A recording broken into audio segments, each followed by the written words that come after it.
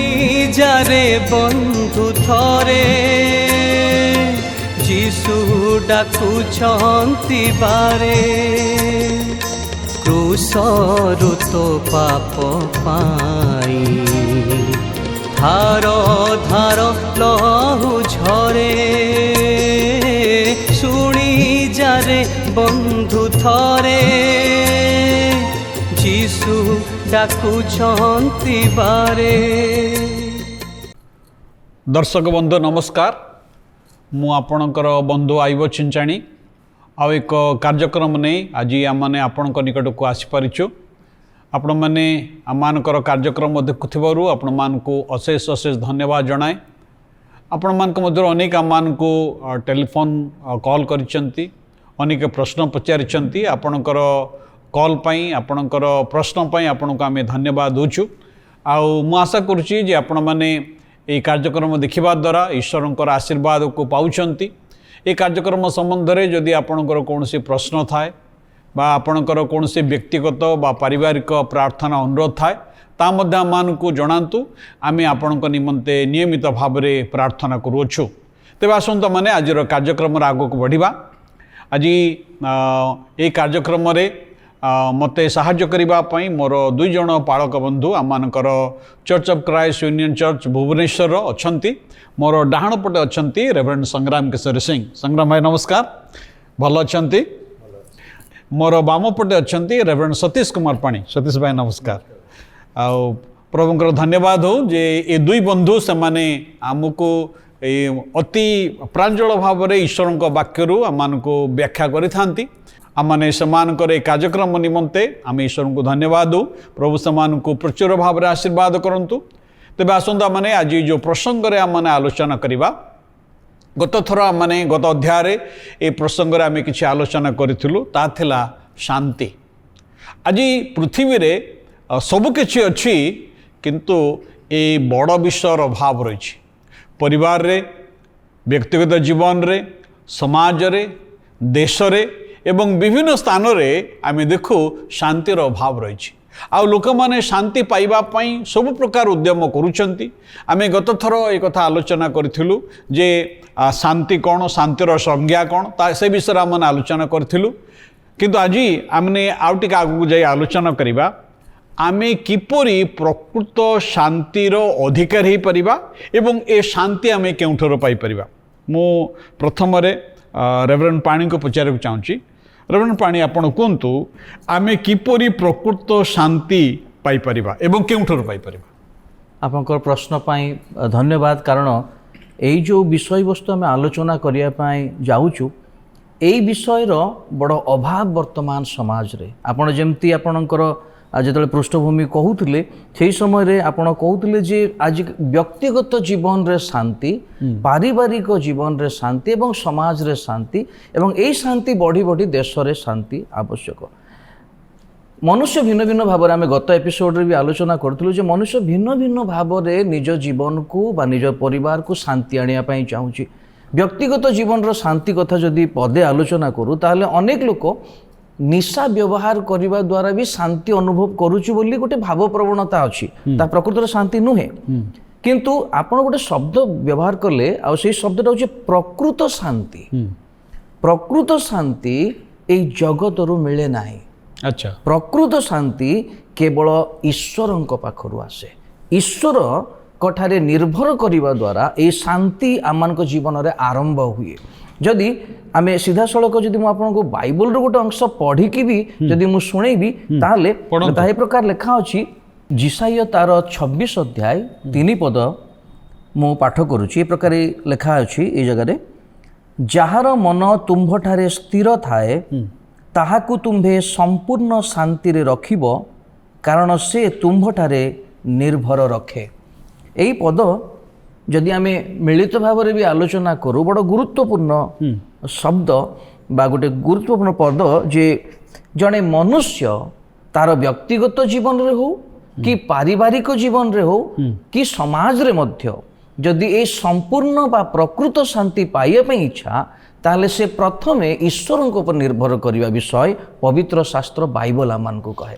तेणु प्रकृत शांति आरंभ हुए ईश्वर ऊपर निर्भर करने द्वारा। बहुत बढ़िया कथा कहले भाई भणी माने आमे जदि प्रकृत रे शांति पाइबा पई चाहूचु आ शांतिर अधिकारी हेबा पई चाहूचु शांति जे प्रकार भाव रे रेवरेंड पाणी आमन को कहउथिले अनेके समानकर अशांतिर समय रे समानकर दुखर समय रे शांति पाइबा पई निशाद्रव्य सेवन करती विभिन्न प्रकार अनैतिक संपर्क रे लिप्त हुवंती अर्थ उत्पार्जन करने द्वारा भावती मु जदि प्रचुर अर्थ उपार्जन करेंगे ताले मु हुए तो शांति रही पारिबी किंतु ए समस्त जड़े व्यक्ति को प्रकृत शांति दिए नहीं।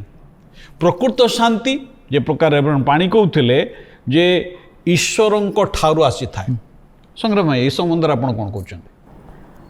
रेवरेंड पाणी ठीक कथा ही कले पुणी ईश्वर वाक्य बंध से कथा ही आम को कहे जे ए जगत रे मनुष्य जोड़ा को शांति बोली भावुची ताहा क्षणस्थायी मात्र सेटा सब बेल पाई नुहे किंतु ईश्वर ए प्रकार शांति दियंती जो शांति आम माने झड़ झंझा दे गला बेले मध्य आम माने साको अनुभव करि परिबा एवं विभिन्न प्रकार समस्यार सामना कला बेले मध्य ताहा मान को स्थिर करके धरी रखि पारिबा।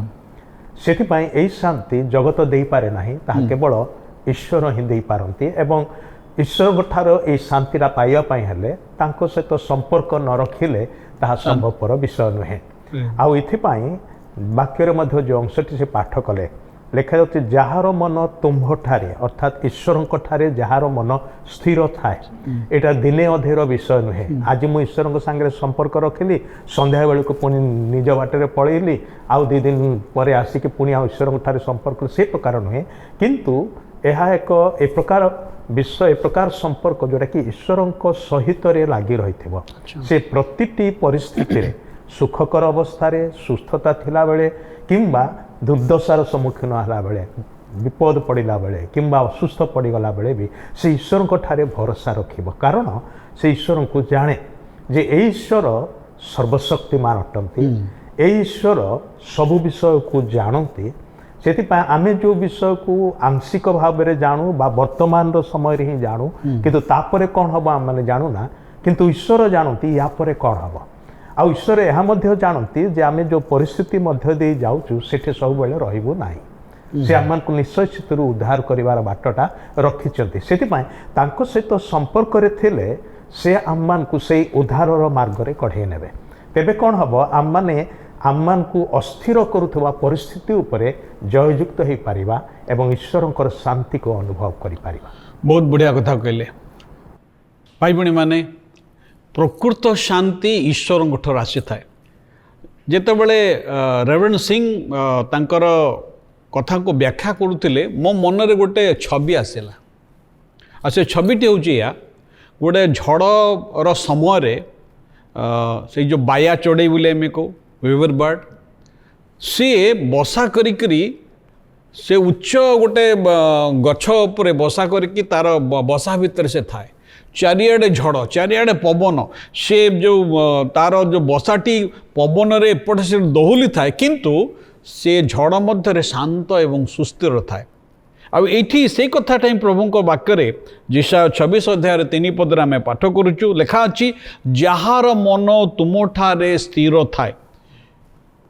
रेवरेंड पाणी मु ये पद पढ़ा बेले ईश्वर वाक्य पढ़ा समय जे जड़े व्यक्तिर मन किपर ईश्वर ठारे स्थिर हो पार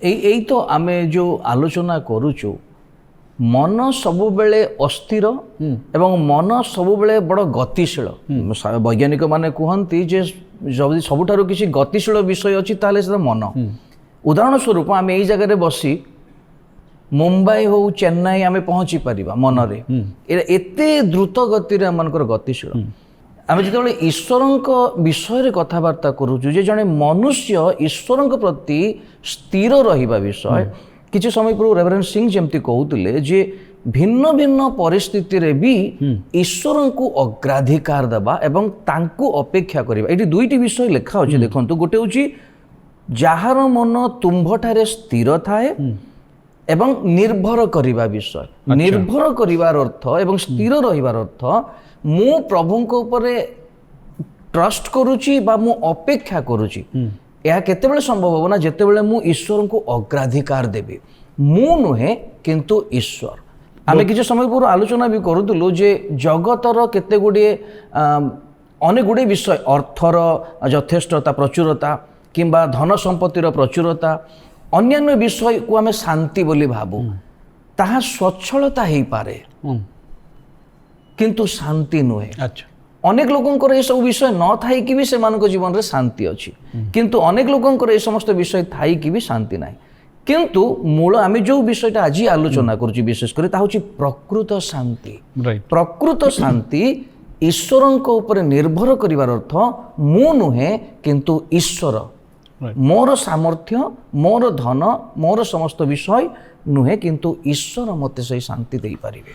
बहुत बढ़िया कथा कहले भाई भणी माने आमर मन को ईश्वर ठारे स्थिर रखिबा अर्थात आम मन उपरे ईश्वर को कर्तृत्व करने को दबा जेते बेले कारण आम मन तो एणे तेणे बियाड़े थाए माने आपण जे प्रकार कहले जे आम मनटी लाइट ठार मत आउरी फास्ट रे दौड़े तेणु आम मन को आमे जदि प्रभुंक ठारे ईश्वर ठारे जदि आमे स्थिर रखिबा तार अर्थ होची जदि आमे आम मन को आम जीवन को प्रभुंक पाखरे समर्पण करिबा प्रभु जेते बेले आम मन को नियंत्रण करिवे अन्य भाव रे कहिबा पे गले जेते बेले आमे तांको ठारे निर्भर रखिबा आ एहा आरंभ हुए या शांति सही ठारो आरंभ हुए कारण शांति दातांको निकट को न आसिले आमे शांति पाई परिबा से प्रभु जीशु ख्रीष्ट को कहगला he is a prince of piece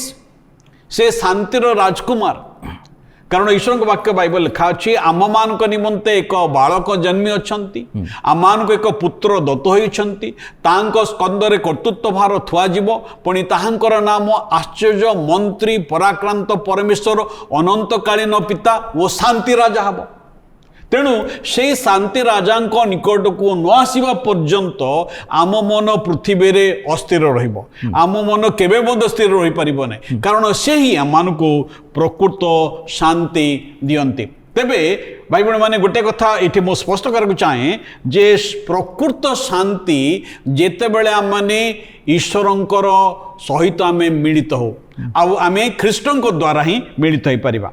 reverend Singh आपण कोंतु जीशु होचंती शांति राजकुमार आपण किपरि आमर दर्शक भाई बहन मान को व्याख्या करेंगे। आमे प्रथमे आलोचना कलु जे ईश्वर शांति दियंती आउ से आम मान को शांति रे रखंती जेते आमने तांको ठारे निर्भर रखो किंतु प्रश्न होची जे ईश्वर को कहीं केबे देखि नाही बढ़िया कथा कहले तेबे से ईश्वर को ठारू से माने शांति केमिति पाइबे सेथिपाई ईश्वर निजे मनुष्य ही कि आसिले जहाँकर नाम प्रभु जीशु ख्रीष्ट से जीशु ख्रीष्ट नाम रे परिचित हेले एवं मनुष्य मान को मध्य वास कले एवं से प्रभु जीशु एक कथा कहले जहाँ विषय आपण जो वाक्यटा उद्धृत कले सेटा जीशुंकर ए पार्थिव जन्म हबार 700 वर्ष पूर्व महर्षि जिसाय से कथा कहते से भाववाणी भाव में कहते जे भविष्यत रे ईश्वरंकर पुत्र जन्म नेबे जे कि शांतिर राजकुमार भाव में आसवे अर्थात से ही स्वर्गर पृथ्वी को मनुष्य मान को मध्य को शांति नहीं कि आसुंती अशांत अस्थिर जगतर लोक मान को निजर शांति देवाई से तांकर वाक्य रे कथा कहिसंती जोहन 14 पर्वर 27 पदरे मु तुम्ह मान को शांति दान करि जाउछि मोहर निजर शांति तुम्ह मान को दान करुछि जगत जेपरि दान करे मु तुम्ह मान को से परि दान करू नाही तुम्ह मान को हृदय उद्विग्न कि भयग्रस्त न हो तामाने भयभीत हेतिबा लोक मान को जो माने अस्थिर विचलित भयभीत से प्रकार लोक मान को से सांत्वना दे कि कहउछन्ते जे मु निजर शांति तो मान को दउछि आ एई जो कथाटा प्रभु यीशु कहिले सही समय कह गले से निजे एक भयंकर परिस्थिति दे गति करुथिले एटा से संध्यार कथा जा आर दिन सकाळ बेलकु से क्रूशरे निर्मम भाव में हत हेबे से क्रूशरे छोड़े ता माने कह गले से निजे उद्विग्न भयभीत आतंकित हवा कथा मात्र से स्थिर रहउछन्ति ଏବଂ ତାଙ୍କର ଶିଷ୍ୟମାନେ ଯେଉଁମାନେ ଏ ବିଷୟଟାକୁ ଜାଣୁନାହାନ୍ତି, ଯଦି ବା ପ୍ରଭୁ ଯୀଶୁ ସେମାନଙ୍କୁ କହିଛନ୍ତି, ସୂଚନା ଦେଇଛନ୍ତି, କିନ୍ତୁ ସେମାନେ ବୁଝିପାରୁନାହାନ୍ତି ପ୍ରକୃତରେ କ'ଣ ହେଉଛି, କ'ଣ ହେବାକୁ ଯାଉଛି। ସକାଳ ପାହିଲା ବେଳକୁ ସେମାନେ ଯାହାଙ୍କୁ ପ୍ରଭୁ ଗୁରୁ ବୋଲି କହୁଛନ୍ତି ସେ କ୍ରୁଶରେ ଝୁଲୁଥିବେ ନିର୍ମମ ଭାବରେ ହତ୍ୟା ହେଇକି। ତେବେ ତାଙ୍କର ସବୁକିଛି ସ୍ୱପ୍ନ, ସବୁକିଛି ଆଶା, ସେମାନଙ୍କର ଭରସା ସବୁ ଚୁରମାର ହେଇଯିବ। ତେବେ ଏମାନେ ଉଦ୍ବିଗ୍ନ ଭୟଭୀତ ଅବସ୍ଥା ମଧ୍ୟକୁ ପଳେଇବେ। ଏଇଟା ଜାଣିକି ପ୍ରଭୁ ଯୀଶୁ ସେମାନଙ୍କୁ କହୁଛନ୍ତି ଏପରି ପରିସ୍ଥିତିରେ ଜଗତ ବିଲକୁଲ ସାହାଯ୍ୟ କରିପାରେ ନାହିଁ, କିନ୍ତୁ ମୁଁ ଏସବୁ ମଧ୍ୟ ଦେଇ ଗଲେ ମଧ୍ୟ ସ୍ଥିର ଅଛି, କାରଣ ମୋ ପିତାଙ୍କ ଠାରେ ଭରସା ରଖିଛି। ଏବଂ ଦ୍ୱିତୀୟ ବିଷୟ ହେଉଛି ସେଇ ଶାନ୍ତି ମୁଁ ତୁମମାନଙ୍କୁ ଦେଉଛି ଯେ ଏସବୁ ଘଟଣାର ସମ୍ମୁଖୀନ ହେଲେ ତୁମେ ମଧ୍ୟ ସୁସ୍ଥିର ରହିବ। ମାନେ ପ୍ରଭୁ ଯୀଶୁ ଜାଣିଥିଲେ ହଁ। ଯେ ତାଙ୍କର ଶିଷ୍ୟମାନଙ୍କ ଜୀବନରେ ଏଇ ଅଶାନ୍ତିର ବାତାବରଣ ଆସିବ, କାରଣ ଏ ଘଟଣା ଘଟିବା ଦ୍ୱାରା ଯେ ସେମାନେ ଅସ୍ଥିର ଅଶାନ୍ତି ମଧ୍ୟକୁ ଯିବେ, ଭୟଭୀତ ହେଇଯିବେ, ଭୟଭୀତ ହେଇଯିବେ। ତ ସେଥିପାଇଁ ପ୍ରଭୁ ଯୀଶୁ ସେମାନଙ୍କୁ ଆଗତୁରା କହିଦେଉଛନ୍ତି। ରାଇଟ୍, ସେଥିପାଇଁ ସେ କହିଲେ ତୁମମାନଙ୍କର ହୃଦୟ ଉଦ୍ବିଗ୍ନ କିମ୍ବା ଭୟଗ୍ରସ୍ତ ନ ହେଉ। ଭାଇ ଭଉଣୀ ମାନେ, ଏ ଜଗତରେ ଯେପର୍ଯ୍ୟନ୍ତ ଆମେ ଅଛୁ, ଏ ଜଗତର ଅଶାନ୍ତି ଅଛି, କାରଣ ଏ ଜଗତରେ ପାପ ଅଛି। ଆଉ ମନୁଷ୍ୟମାନଙ୍କ ଜୀବନରେ ବିଭିନ୍ନ ପ୍ରକାର ଅଶାନ୍ତିର କାରଣ ସବୁ ଅଛି। ଆପଣ ନିଜେ ଶାନ୍ତି ରହିବା ପାଇଁ ଚେଷ୍ଟା କଲେ ମଧ୍ୟ ଲୋକମାନେ ଆସିବେ ଆପଣଙ୍କୁ ଅଶାନ୍ତି କରିଦେବେ। କିଛି ଲୋକ ଅଛନ୍ତି ତାଙ୍କର କାର୍ଯ୍ୟ ହେଲା ଲୋକମାନଙ୍କୁ ଅଶାନ୍ତି କରିବା, ଇରିଟେଟ୍ କରିବା। ଏ ଜଗତରେ ଏ ସମସ୍ତ ବିଷୟ ଅଛି, କିନ୍ତୁ ପ୍ରଭୁ ଯୀଶୁ ସେ ତାଙ୍କର ଶିଷ୍ୟମାନଙ୍କୁ ଯେଉଁ କଥାଟି କହିଲେ, ତୁମେମାନଙ୍କୁ ମୁଁ ନିଜର ଶାନ୍ତି ଦାନ କରୁଛି। ଆପଣ ଯଦି ପ୍ରକୃତ ଶାନ୍ତିର ଅଧିକାରୀ ହେବା ପାଇଁ ଚାହାନ୍ତି, ଏ ଅଶାନ୍ତମୟ ଜଗତ ମଧ୍ୟରେ ଜଣେ ବ୍ୟକ୍ତିଙ୍କ ନିକଟକୁ ଆସନ୍ତୁ, ସେ ହେଉଛନ୍ତି ପ୍ରଭୁ ଖ୍ରୀଷ୍ଟ, ଯେ ଆପଣଙ୍କ ଜୀବନରେ ପ୍ରକୃତ ଶାନ୍ତି ଦେଇପାରିବେ। କାରଣ ସେ ନିଜେ କହିଲେ ମୁଁ ନିଜର ଶାନ୍ତି ତୁମମାନଙ୍କୁ ଦାନ କରୁଛି। ପାଣି ଆପଣ କୁହନ୍ତୁ, ପ୍ରଭୁ ଖ୍ରୀଷ୍ଟ ଯେତେବେଳେ କଥା କହୁଛନ୍ତି ମୁଁ ମୋର ନିଜର ଶାନ୍ତି ତୁମମାନଙ୍କୁ ଦାନ କରୁଛି, ତାଙ୍କ ଶିଷ୍ୟମାନଙ୍କୁ କହିଲେ, ୟାର ଅର୍ଥ କ'ଣ? ଶାନ୍ତି ଗୋଟେ ପ୍ୟାକେଜ, ଗୋଟେ ପ୍ୟାକେଟଟା ଯାହାକି ଶିଷ୍ୟମାନଙ୍କୁ ବଢ଼େଇ ଦେଲେ, କହିଲେ ମୋର ନେଇଯାଅ, ତା ମାନେ କ'ଣ? ବହୁତ ଧନ୍ୟବାଦ। ଆମେ ଏଇ ଗୁରୁତ୍ୱପୂର୍ଣ୍ଣ ଆଲୋଚନା ଭିତରେ ଅଛୁ ଏବଂ କିଛି ସମୟ ପୂର୍ବରୁ ଯେଉଁ ଆମେ ବିଷୟବସ୍ତୁଟା ଆଲୋଚନା କରୁଥିଲୁ ଯେ ଯୀଶୁଙ୍କର ଜଗତକୁ ଆସିବାର 700 ବର୍ଷ ପୂର୍ବରୁ ଯିଶାୟ ଭବିଷ୍ୟତ ବକ୍ତା ତାଙ୍କ ଉଦ୍ଦେଶ୍ୟରେ ଯେଉଁ ମନ୍ତବ୍ୟ ବା ତାଙ୍କ ଉଦ୍ଦେଶ୍ୟରେ ଯେଉଁ ଭବିଷ୍ୟତବାଣୀ, ଅବଶ୍ୟ ସେ ନିଜେ ତ ଲେଖିଛନ୍ତି କିନ୍ତୁ ପବିତ୍ର ଆତ୍ମାଙ୍କର ଚାଳନାରେ ଲେଖିଛନ୍ତି ଏବଂ ତାଙ୍କୁ ସେ ଏଇ ଆଖ୍ୟା ଦେଇଛନ୍ତି ଯେ ସେ ହେଉଛନ୍ତି ଶାନ୍ତିର ରାଜା। ଶାନ୍ତିର ରାଜା, ପ୍ରଥମେ ଆମେ ତାର ପୃଷ୍ଠଭୂମିଟା ବୁଝିବା, ତାପରେ ଆମେ ଯୀଶୁଙ୍କ ନିକଟକୁ ଆସିବା। ରାଜା ଶବ୍ଦଟା ସବୁବେଳେ କର୍ତ୍ତୃତ୍ୱ କରିବା ବିଷୟଟାକୁ ବୁଝାଏ। এই কর্তৃত্ব করিয়া বিষয়টা কোণ না শান্তি, এবং আমি যে শান্তি বিষয়ে আলোচনা করুছু যীশুঙ্কর সেই মন্তব্য যা কি যোহন 14 অধ্যায় 27 পদরে সে কহিলে যে মু মো নিজর শান্তি তুমমানଙ୍କୁ দৌছি। তার অর্থ শান্তির অধিকারী হচ্ছেন প্রভু যীশু খ্রিস্ট, ଏହା বড় স্পষ্ট, এবং সে নিজর শান্তি প্রদান করুছেন। বর্তমান ভিন্নতা আর গোটে বিষয় যে এই জায়গায় লেখাগলা যে জগত যেপরি দান করে মু সেপরি দান করু নাই। তার অর্থ জগতরে সবুঠারু মিলুথিবা শান্তি অপেক্ষা যিশু দৌথিবা শান্তি ভিন্ন। না জগতের মধ্যে কিছু শান্তি আছে, জগতরে যাহা আমি ভাবু শান্তি বলি। আচ্ছা, আমি কিছু সময় পূর্ব আলোচনা করুলু না, কেই অর্থকু শান্তি বলি কুহতি, কেই নিশা দ্রব্যকু শান্তি বলি কুহতি, কেই একাকী রহিবা বিষয়টাকু মু শান্তিরে অছি বলি ভাবন্তি। গোটে হচ্ছে এক শারীরিক শান্তি বা গোটে বাহিক শান্তি, আর গোটে হচ্ছে আভ্যন্তরীণ শান্তি। আমি যে শান্তি বিষয়ে আলোচনা করুছু আজ বিশেষ করে তাহা হচ্ছে প্রকৃত শান্তি এবং বাইবেলে লেখাগলা সম্পূর্ণ শান্তি, এবং এই শান্তি হচ্ছে আধ্যাত্মিক শান্তি। শান্তির আউ গোটে পরিভাষা হচ্ছে মিলন। যেমতি আমি কহু যে দেশ দেশ ভিতরে যে শান্তি প্রতিষ্ঠা হলা, শান্তি প্রতিষ্ঠার অর্থ হচ্ছে দুইটি উভয় দেশ সে শান্তি স্বাক্ষর করতে, ঠিক সেই প্রকার ପାପୀ ମନୁଷ୍ୟ ଈଶ୍ୱରଙ୍କ ସହିତ ସମ୍ମିଳିତ ଯେଉଁ ହେଲା ଏଇ ସମ୍ମିଳିତଟାକୁ ଶାନ୍ତି ବୋଲି କୁହାଯାଉଛି ଏବଂ ସେଇ ଶାନ୍ତିଟା କେବଳ ପ୍ରଭୁ ଯୀଶୁଙ୍କ ପାଖରେ ସେ ଅଧିକାର ଦିଆଗଲା, କାରଣ ସେ ରାଜା ଏବଂ ଏଇ ଶାନ୍ତି ଦେବା ପାଇଁ ସେ ଆସିଲେ। ନିଜକୁ କଷ୍ଟ ହେଲା ପଛେ ସେ ଅନ୍ୟମାନଙ୍କର ଶାନ୍ତିର କାରଣ ହେଲେ। ଏଇଥିପାଇଁ କୁହାଗଲା ଯେ ଯୀଶୁଙ୍କର ଶାନ୍ତି ଭିନ୍ନ ଏଇ ଜଗତର ସବୁଠାରୁ ଯଦି ଆମେ କଷ୍ଟଲି ଶାନ୍ତି ବୋଲି ବି କହିବା ତାହାଠାରୁ ଭିନ୍ନ। ଯୀଶୁ କହିଲେ ଜଗତ ଯେପରି ଦାନ କରେ ମୁଁ ସେ ପ୍ରକାର କରୁନାହିଁ, ମୁଁ ମୋର ଶାନ୍ତି ତୁମମାନଙ୍କୁ ଦାନ କରି। ବହୁତ ବଢ଼ିଆ କଥା କହିଲେ ଆପଣ, ଗୋଟେ ବହୁତ ବଢ଼ିଆ କଥା କହିଲେ। ଏ ଈଶ୍ୱରଙ୍କ ସହିତ ମିଳିତ ହେବା ଆଜ୍ଞା ହେଉଛି ଶାନ୍ତି। ଆଜ୍ଞା ଈଶ୍ୱର ସେ ଧାର୍ମିକ ଅଟନ୍ତି, ପବିତ୍ର ଅଟନ୍ତି। ସେ ଈଶ୍ୱରଙ୍କୁ ଆମେ କେହି ମଧ୍ୟ ଦେଖିନାହୁଁ। ରେଭରେଣ୍ଡ ସିଂ ଆପଣ କୁହନ୍ତୁ, ଜଣେ ପାପୀ ମନୁଷ୍ୟ କିପରି ଧାର୍ମିକ ଈଶ୍ୱରଙ୍କ ସହିତ ସେ ମିଳିତ ହେଇପାରେ? ଭଲ ପ୍ରଶ୍ନଟି ପଚାରିଲେ। ଜଣେ ପାପୀ ମନୁଷ୍ୟ କେବେ ବି ପବିତ୍ର ଈଶ୍ୱରଙ୍କ ସହିତ ମିଳିତ ହେଇପାରିବ ନାହିଁ, କାରଣ ପାପ ହେଉଛି ତାର ପ୍ରତିବନ୍ଧକ। ପାପ କେବେ ବି ମଣିଷକୁ ଈଶ୍ୱରଙ୍କର ନିକଟକୁ ଆସିବାକୁ ଦିଏ ନାହିଁ। ସେଥିପାଇଁ ପରମେଶ୍ୱର ମନୁଷ୍ୟ ହେଇକି ଜଗତକୁ ଆସିଲେ ସେ ପାପର ପ୍ରାୟଶ୍ଚିତ କରିବା ପାଇଁ, ଅର୍ଥାତ୍ ସେଇ ପାପକୁ ଦୂର କରିକି ପାପୀ ମନୁଷ୍ୟକୁ ଆପଣା ନିକଟକୁ ଆଣିବାର ନିମନ୍ତେ। ଏଇ ଯେଉଁ ମିଳନର କଥା ମାନେ କହୁଛୁ, ଏଇଟା ଦୁଇ ପକ୍ଷ ମଧ୍ୟରେ ଶତ୍ରୁତା ଅଛି। ସେ ଶତ୍ରୁତା ବାହାର ନ କରିବା ପର୍ଯ୍ୟନ୍ତ ଉଭୟ ପକ୍ଷରେ ଶାନ୍ତି ଆସିପାରିବ ନାହିଁ କିମ୍ବା ସମ୍ମିଳିତ ମାନେ ମିଳିତ ହେଇପାରିବେ ନାହିଁ। ତେବେ ପ୍ରଭୁ ଯୀଶୁ ସେହି କାର୍ଯ୍ୟ କରିବା ପାଇଁ ଜଗତକୁ ଆସିଲେ। ସେ କ'ଣ କଲେ? ଈଶ୍ୱର ପବିତ୍ର ଧାର୍ମିକ, ମନୁଷ୍ୟ ପାପୀ ଏବଂ ଈଶ୍ୱରଙ୍କ ଠାରୁ ଦୂରୀକୃତ, ପୁଣି ସେ ମନୁଷ୍ୟ ଈଶ୍ୱରଙ୍କର ଶତ୍ରୁ ଭାବରେ ଅଛି। ଏହି ଶତ୍ରୁତାକୁ ଦୂର କରିବା ପାଇଁ ପ୍ରଭୁ ଯୀଶୁ ମଧ୍ୟସ୍ଥି ସାଜିଲେ। ଧାର୍ମିକ ପବିତ୍ର ଈଶ୍ୱର ଏବଂ ପାପୀ ମନୁଷ୍ୟ ମଧ୍ୟରେ ସେ ମଧ୍ୟସ୍ଥି ସାଜିକି ସେ ପିତା ଈଶ୍ୱର ବା ଈଶ୍ୱରଙ୍କୁ ଏବଂ ପାପୀ ମନୁଷ୍ୟକୁ ଆପଣାଠାରେ ସମ୍ମିଳିତ କରୁଛନ୍ତି। ଆଉ ସେଟା କେମିତି କରୁଛନ୍ତି?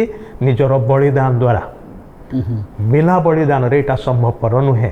ସେ ଯଦି କୌଣସି ମେଷ ବା ବୃଷ ବା କିଛି ଛାଗର ବଳିଦାନ ଦ୍ୱାରା ଏଇଟା ହେଇପାରିନଥାନ୍ତା? ସେଟା ତ ବହୁତ ହଉଥିଲା, କିନ୍ତୁ ମିଳନ ହେଇପାରୁନଥିଲା। ତଥାପି ଏବେ ପୁରାତନ ନିୟମରେ ବଳିଦାନର ବିଷୟ ସବୁ ଥିଲା, କିନ୍ତୁ ଲୋକମାନେ ସେ ମହାପବିତ୍ର ସ୍ଥାନକୁ ଯିବାକୁ ପାରୁନଥିଲେ। ଗୋଟେ ବିଚ୍ଛେଦ ପରଦା ରହିଥିଲା, ଯୋଉଟା ଏପରିକି ଯାଜକମାନଙ୍କୁ ମଧ୍ୟ ଭିତରକୁ ଯିବା ପାଇଁ ଦେଉନଥିଲା। କେବଳ ମହାଯାଜକ ବର୍ଷରେ ଥରେ, ସେଇଟା ମଧ୍ୟ ପାପର ପ୍ରାୟଶ୍ଚିତ କରିବାର ନିମନ୍ତେ ସେ ବଳିର ରକ୍ତ ନେଇକି ଭିତରକୁ ଯାଉଥିଲେ। ତେବେ ମନୁଷ୍ୟ ପାଇଁ ଏଇଟା ପ୍ରତିବନ୍ଧକ ଥିଲା। ସେଥିପାଇଁ ପ୍ରଭୁ ଯୀଶୁ କ'ଣ କଲେ? କାଲବରୀ କ୍ରୁଶରେ ନିଜକୁ ବଳି ସ୍ୱରୂପ ଉତ୍ସର୍ଗ କଲେ। ତାଙ୍କର ରକ୍ତରେ ପାପୀ ମନୁଷ୍ୟର ସବୁ ପାପ ଧୋଇ ପରିଷ୍କାର ହୁଏ ଏବଂ ପାପୀ ମନୁଷ୍ୟ ଈଶ୍ୱରଙ୍କ ଠାରୁ କ୍ଷମା ପ୍ରାପ୍ତ ହୁଏ। ଯେତେବେଳେ ତାର ପାପ କ୍ଷମା ହୁଏ, ସେତେବେଳେ ସେ ପବିତ୍ର ଈଶ୍ୱରଙ୍କ ସହିତ ମିଳିତ ହେଇପାରେ। ଆଉ ଏଇଟା ପ୍ରଭୁ ଯୀଶୁ ନିଜଠାରେ ସେ କରୁଅଛନ୍ତି।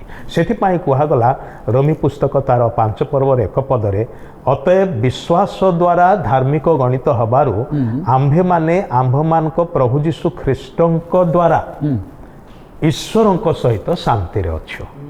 ବଢ଼ିଆ କଥା କହିଲେ।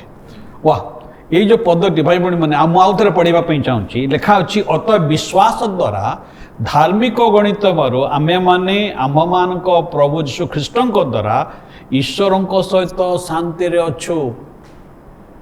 ଭାଇ ଭଉଣୀ ମାନେ, ଆମେ ଯଦି ଈଶ୍ୱରଙ୍କ ସହିତ ପୁନର୍ମିଳିତ ହେବା ପାଇଁ ଇଚ୍ଛା କରୁଛୁ, ଶାନ୍ତି ପାଇବା ପାଇଁ ଇଚ୍ଛା କରୁଛୁ, ଶାନ୍ତିରେ ଜୀବନ କାଟିବା ପାଇଁ ଚାହୁଁଛୁ, ତାହେଲେ ଆମ ପାଇଁ ଆଜି ଏକମାତ୍ର ମାର୍ଗ ହେଉଛନ୍ତି ପ୍ରଭୁ ଶ୍ରୀଖ୍ରୀଷ୍ଟ। କାରଣ ପ୍ରଭୁ ଯୀଶୁ ଖ୍ରୀଷ୍ଟ ହେଉଛନ୍ତି ଆମମାନଙ୍କର ମଧ୍ୟସ୍ଥ। ପବିତ୍ର ଈଶ୍ୱର ଏବଂ ପାପୀ ମନୁଷ୍ୟ ମଧ୍ୟରେ ସେ ହେଉଛନ୍ତି ମଧ୍ୟସ୍ଥ। ଯେ ପ୍ରକାର ଭାବରେ ରେଭରେଣ୍ଡ ସିଂ କହୁଥିଲେ, ସେ ମଧ୍ୟସ୍ଥ। କାରଣ ସେ ଈଶ୍ୱରଙ୍କର ପୁତ୍ର ଅଟନ୍ତି। ସେ ମନୁଷ୍ୟ ହେଇକରି ଜଗତକୁ ଆସିଲେ ଏବଂ ସେ ନିଷ୍ପାପୀ ଥିବାରୁ ଆପଣାର ବଳିଦାନ ଦ୍ୱାରା, କାରଣ କୌଣସି ମେଷ ବା ଛାଗ ବା କୌଣସି ପଶୁର ରକ୍ତ ମନୁଷ୍ୟର ପାପର ପ୍ରାୟଶ୍ଚିତ କରିପାରିଲା ନାହିଁ ଏବଂ ସେ ପଶୁ ରକ୍ତ ଦ୍ୱାରା, ପକ୍ଷୀ ରକ୍ତରେ ସେ ପ୍ରକାର କୌଣସି ଶକ୍ତି ନଥିଲା।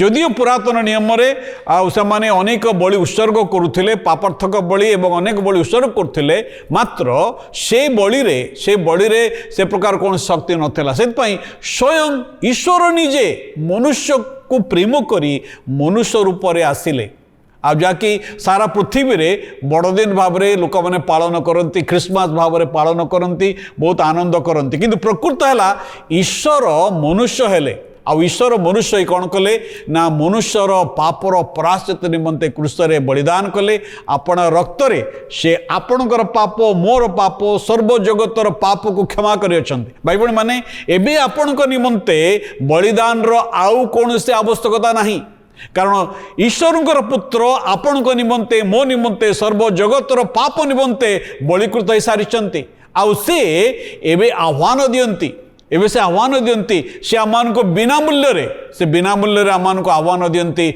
जदि आमे तांको ठारे निजको समर्पण करिबा तांको जीवन रे ग्रहण करिबा तेबे से आमान को कोन करिवे तांकर निजर शांति देबे आपण कोन से शांति पाइबा पई चाहंती आपण कौन से शांतिर अधिकारी होगा चाहती आज बिना मूल्य रे से शांति उपलब्ध अटे आपण जदि से शांति पाइबा चाहती आपण जदि प्रकृत रे शांति पाइबा चाहती प्रकृत शांति चाहती प्रभु जीशु ही आपन को दे परिबे तेणु आज प्रभु श्रीकृष्ण निकट को आसतु आपड़ जेकोसी धर्म रे विश्वास करूँ ईश्वर आपन को केवे अग्राह करेंगे नहीं आपड़ जेकोसी संस्कृतिर लोक हूँ जेकोसी भाषावादी लोक हूँ जेकोसी गोष्ठी लोक हूँ ईश्वर कौन सी लोकंर बाछ विचार करते नहीं से समस्त को प्रेम करती से आपन को प्रेम करती आपड़ जदि तांकर शांति पाइबा चाहती भाई भाई माने विश्वासर सहित निकट को आसतु कारण विश्वास आमे सहित पुनर्मिलित हो एवं से आमान को तांकर निजर शांति प्रदान करती आज आम समय हो गला प्रभु आम समस्त को आशीर्वाद करंतु ए संबंध में जदि अधिक जानापी चाहती ताले आम सहित जोगाजोग करंतु आमको फोन कॉल करने निमंते आमर फोन नंबर होची 7656852269 निश्चय आपण संगे आउ थे देखा किंतु जदि आपंकर कौन से प्रश्न अच्छी ये जो स्क्रीन जो नंबर टी देखिले दयाकर आम सहित जोगाजोग करंतु आम निश्चय आपंकर प्रश्न उत्तर देवाई चेष्टा करूँ आम समस्त को विदाय दिंतु रहिलो नमस्कार आसतु प्रार्थना करवा दयामय पवित्र स्वर्गस्थ पिता तुम पवित्र गौरव नाम को धन्यवाद देछु तुम्हें आमान को क्षमा करने आमान को शांति देवाई तुमर एकमात्र अद्वितीय पुत्र जीशुख्रीष्ट को दान कल जे आमान निमंते कालवरी क्रूस मृत्युवरण करने द्वारा हाँ प्रभु आमानकर समस्त पापर बोझ नेले एवं प्रभु आमान निमंते कबर प्राप्त हेले तृतीय दिवस मृत्युंजय उठिले एवं आमान को तांकर निजर शांति दान करिसेंति प्रभु आमने प्रार्थना करछु ए कार्यक्रम देखुवा समस्त भाई भाई मान को आशीर्वाद कर से जीवन में तुमर शांति दियो से अनंत शांति दे प्रभु से को तुमर निमंते धर रख बोली प्रार्थना करी ए सामान्य प्रार्थना जीशु नाम उत्सर्ग करुछु आमेन। सुनी जारे बंधु थरे जीशु डाकुछंती बारे क्रूसरु तो पाप पाई धार धार लहु झरे शुणी जारे बंधु थरे जीशु डाकुछंती बारे।